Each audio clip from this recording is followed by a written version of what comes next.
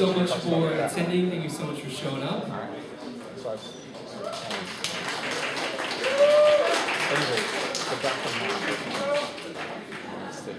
It's like in those audiences where one side is really wild and the other side is not. Found him. Well, let me go ahead and introduce myself. My name is Joseph Finity, and I'm a freelance journalist. Most recently, I was over at News 4 San Antonio, News 4 WOAI. It's like a mouthful like RFID. But I was asked by Texas for Accountable Government to come here tonight and moderate this panel that we have with me. Some of them, they keep going and coming, but they'll be here in seconds. Catherine Albrecht being one of them. Catherine Albrecht is here. So I'll just briefly tell you about me, and then we'll just move right on to this panel and get some of the questions answered. Again, Joseph Finity, and I guess they asked me because they thought I'd be fair and balanced being an independent journalist. So I was working at News 4 when last year when these RFID chips were implemented in Northside. I've never received so many calls, so many emails, more than when there's like a fire or a murder. I mean, there were so many questions about this program, and at least at the time, in our newsroom, we didn't have a whole lot of answers. And I think the community is still trying to get some answers. I think I see that tonight. So I think I'll get started. I'll say one thing about education, if I could, just real quickly. My mom showed up. This is my mom. Her name's Sharon. That's my mom. She's here with her two teacher friends, and my mom was president of the Hazy ISD School Board, so she knows something about education. So thanks for coming, Mom. Here is your panel. I do have some not so good news. Some news about Mike Wade. Where would he have been? Where is he? Would have. Okay, thank you. This is where Mike Wade would have been, right here. Unfortunately, we just received word a few minutes ago that Mike Wade, who is, he heads up the company that's contracted to put the RFID chips into the two and a half campuses, depending on who you ask, the two campuses at Northside Independent School District. Mike agreed as of 24 hours ago to be here. I don't know the details, but Mike has, in the past few moments, canceled on us, so Mike Wade will not be attending. Let me tell you who is here. Okay? I'll tell you who is here. I'll tell you, must be, it's all about attendance. It's all about attendance. Okay, so, we have here with us, let me tell you, quick introduction, Dr. Catherine Albrecht.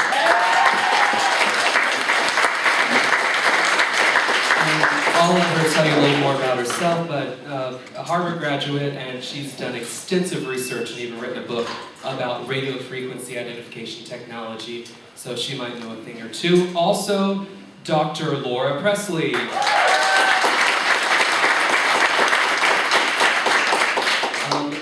Dr. Presley is a radio frequency researcher, and she's also a public health advocate. In fact, I can tell you some behind-the-scenes backstage info, just real quick. She changed out, we had a different brand of water, and I don't know if anyone's paying attention, we had a different brand of water, and she said, no, we're not going to do that water, and she put this brand here. So, I'm going to talk to you about water after you get done with the RFID chat. Matt Simpson, ACLU, he's in typical San Antonio traffic, so Matt Simpson will join us shortly, and is this where we will just get started with our first panelist? Okay.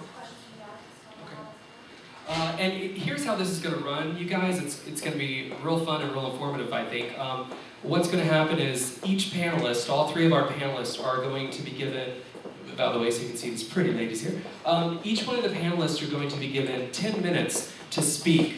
And after their 10 minutes, each, Matt, Laura, Catherine, then you guys will have an opportunity to come right up here and do something that, conflicting answers I'm getting, but I'm hearing that not a lot of questions are being allowed to be asked. So, tonight's your night. After they're done talking, then you get to come up here and ask a question. If for some reason you don't want to come up to this microphone, you can hold it. Do you have a little index card under your seat?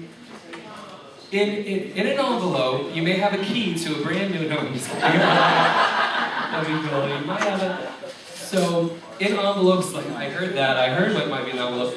So here you will have a spot to write down your question. Just give it to a volunteer on the side, they'll bring it up to me, and I will ask that question. So without any further ado, I'm going to go ahead. Again, the guy we would begin with, let me just reiterate, this is very important for everyone attending. I know I see a couple people from the media, I see a couple of Northside parents, and just some community people I don't recognize. But let me tell you this, for all of you, it's very important that we note for the record, Mike Wade, who as of 24 hours ago was going to attend. Mike Wade is the RFID manufacturer, currently contracted, big contract with Northside Independent School District, has told us in the past 20 minutes that he will not be attending. So we're jumping to Catherine Albrecht. Please help welcome Dr. Catherine Albrecht.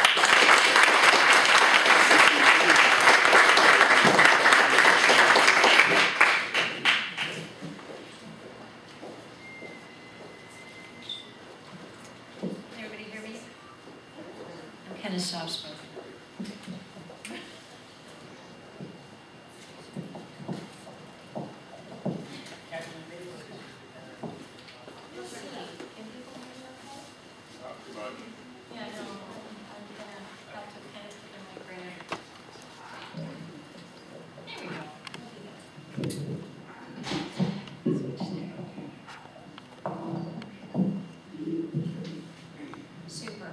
Well, let me start by thanking you all for taking time out of your Monday evening. I know Mondays are kind of rough days for everybody, and asking you to come by here after work is a lot to ask.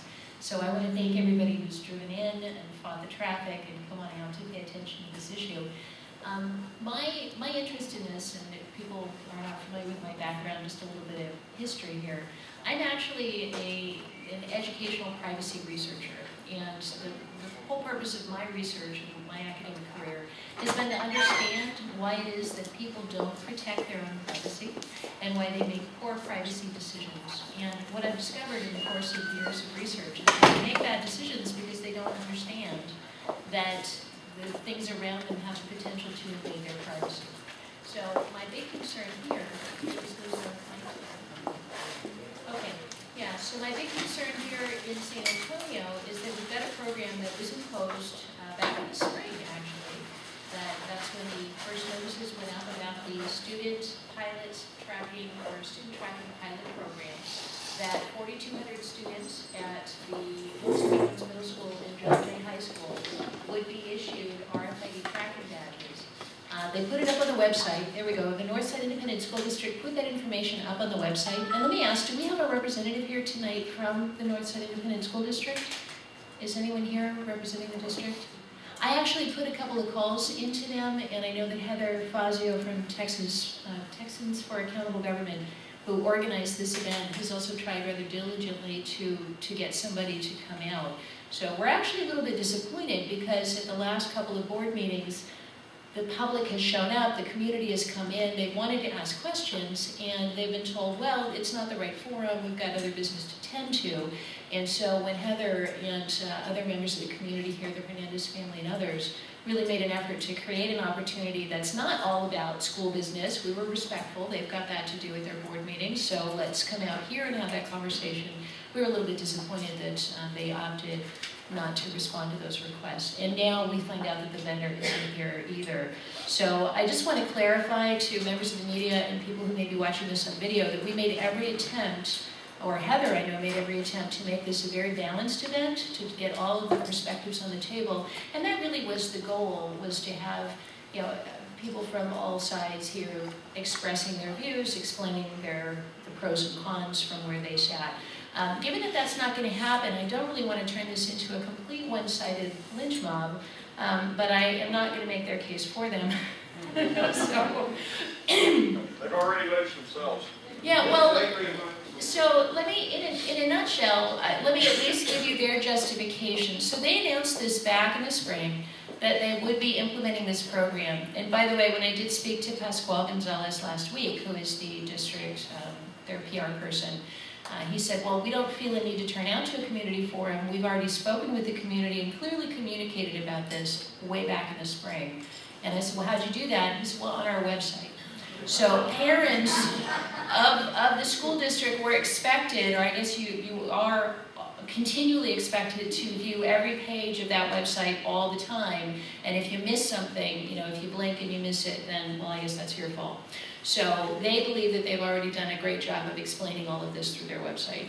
I would encourage you to check out their website because a lot of the information on it, I believe, is a little bit contentious as well. Some of the things about the tags, which we'll be talking about tonight. So just to bring everybody up to speed of why we're here, 4,200 students at these two schools are part of a pilot program designed to reduce absenteeism and to do a better job of taking attendance. And the reason for that is that, like all public schools in the U.S., their funding is based on attendance numbers. So during the course of the day, if they take attendance during Algebra 1 class at 9 a.m., and Johnny happens to be in the bathroom instead of Algebra 1 class, and they take attendance once, and they don't count him, they don't get their funding. So that's how they came up with this idea that the kids would wear these badges on a lanyard around their necks that send out a signal every 45 seconds to a series of readers in the ceiling that record their precise location throughout the day. So the idea there is if we miss Johnny when we take attendance in algebra class, we'll catch him later when he's walking down the hallway on the way to science class, and that will boost the attendance numbers. So these schools and this district, the Northside Independent School District, apparently has one of the highest rates of absenteeism in the state. So that's one of their justifications for it. It's also struggling financially, as are many schools, and so they want to take advantage of every possible funding dollar that comes in.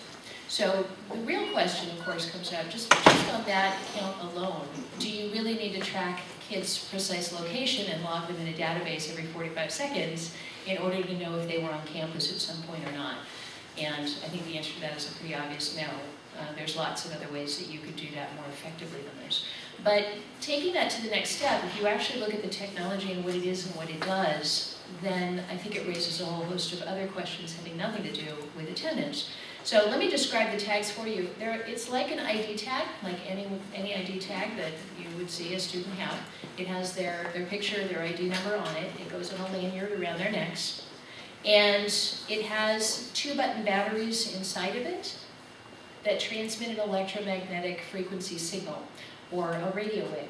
So that radio wave is blasting out every 45 seconds. It's the same signal every time. So every one of these 4,200 kids has their own unique ID signal. That unique ID signal is broadcast in a 75-foot radius all around them. So each kid is essentially standing inside of a 150-foot swath of electromagnetic radiation. Now, that creates problems from a security standpoint because anyone can pick up that signal. They can pick up that signal through walls. They can pick up that signal down the street. And according to Mike Wade, the vendor, in testimony before the Texas State Legislature last year, they can pick up that signal at the length of a football field when they're outside. So that's a huge distance to pick up somebody's signal. It's not about keeping the kids secure at that point because once they leave campus, these signals are beaming out into the air, and anyone with even rudimentary RF knowledge, basic hobbyists using parts they can buy off the internet, could create a reader to pick these signals up. And it would be possible then to walk down the street and identify the homes in which middle school kids were, at least where their badges were. So that, I gotta say, that's my primary concern, is that you've got kids walking around with this swath of energy that's beaming out these signals. You've also got the obvious civil liberties and privacy issues of do we really want to condition an entire generation to grow up believing that government authorities, which is what school district officials are, have the right to track their precise location every 45 seconds and log it in the database? What kind of adults will they be when they graduate after, how many years? All the way through 6 years of experiencing that. They're going to be adults who will not have any understanding of privacy, personal privacy, locational privacy, or even of the ability for an individual to